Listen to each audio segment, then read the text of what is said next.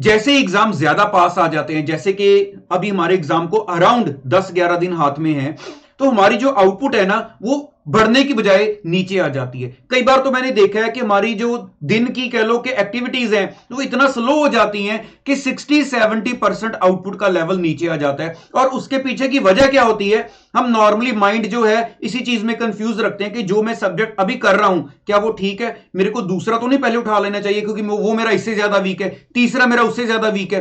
तो ये चीज जो है वो माइंड को डिस्टर्ब रखती है और चीज कोई भी नहीं हो पाती। तो ऐसे में हम अपने टाइम पर दो स्ट्रेटजीज अलग अलग फॉलो करते थे।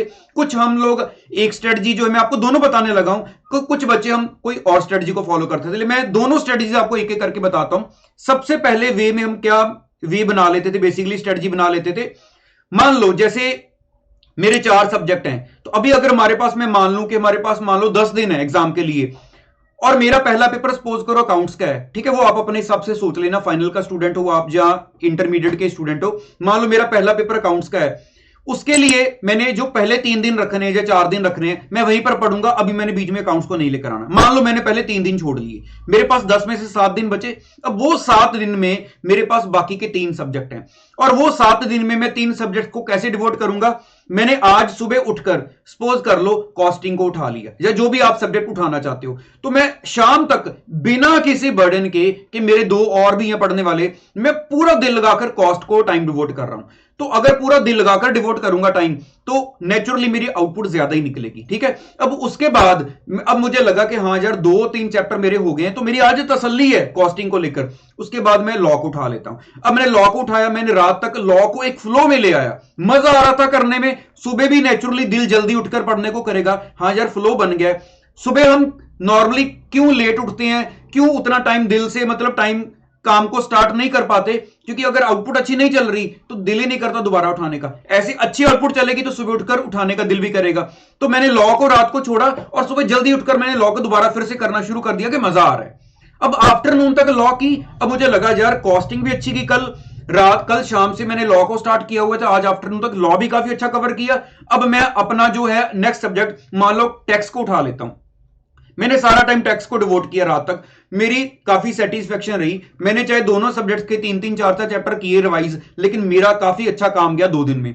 अब दोबारा फिर से नेक्स्ट डे कॉस्ट को उठा लो, फिर दोबारा लॉ पर आ जाओ, फिर टैक्स पर आ जाओ। तो इस हिसाब से आप कह लो कि चेंज करते रहो, मतलब एक सब्जेक्ट के ऊपर आप आधा दिन या आधे से थोड़ा ज्यादा लगाओ, फिर नेक्स्ट सब्जेक्ट पर आ जाओ। इसके साथ ये बर्डन ही नहीं आना कि मेरा भी वो पड़ा है, मेरा भी वो पड़ा है, तो पहले किसके करूं, इसको खत्म करके तब दूसरे को उठाऊं या क्या करूं, है ना। इस सिचुएशन में ये स्ट्रेटजी एक जो है वो बहुत काम आती है। अब मैं आपको बताता हूं दूसरी स्ट्रेटजी, उसके अपने फायदे हैं, इसके अपने फायदे हैं, उसके अपने फायदे हैं। अगर आपको लगता है कि नहीं नहीं यार मेरा जो पहला पेपर है मेरा वो भी काफी वीक है, मैं अकाउंट्स को पहले 3 दिन रख लूं, मेरे ऊपर ये बर्डन रहेगा, तो आप ये दूसरी स्ट्रेटजी फॉलो कर सकते हो। इसमें हम क्या करते थे, देखो चारों पेपर है ना, आप इसको इवन और ऑड वाली स्ट्रेटजी मान लो। आज मैंने 2 सब्जेक्ट पढ़ने, मान लो पेपर 1 और 2, कल मैं 3 और 4 करूंगा, परसों फिर से मैं 1 और 2 पर आ जाऊंगा। देखो इसका फायदा क्या रहता था, मैंने सुबह उठकर मान लो अकाउंट्स करना शुरू किया, आफ्टरनून निकल चुकी है, शाम पढ़ने वाली है, मैं अकाउंट्स पर आऊं, सुबह 7 बजे से लगाऊं, 4 बजने वाले हैं।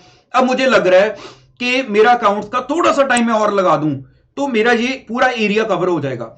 लेकिन मुझे अब आगे नजर आ रहा है मैंने लॉ भी पढ़नी है, लेकिन मुझे है कि नहीं यार इसको लगा ही दो। मान लो मैंने अकाउंट्स के ऊपर आधा पौना घंटा या 1 घंटा एक्स्ट्रा लगा दिया, ठीक है। अब मेरी लॉ थोड़ी सी लेट होगी पढ़ने को, अब मैं लॉ को पढ़ रहा हूं। जब मैं लॉ को रात को छोड़ने की बारी आई, मुझे लग रहा था आधा पौना घंटा 1 घंटा और लग जाए तो इसके ऊपर तो मेरा ये एरिया पूरा कवर हो जाता।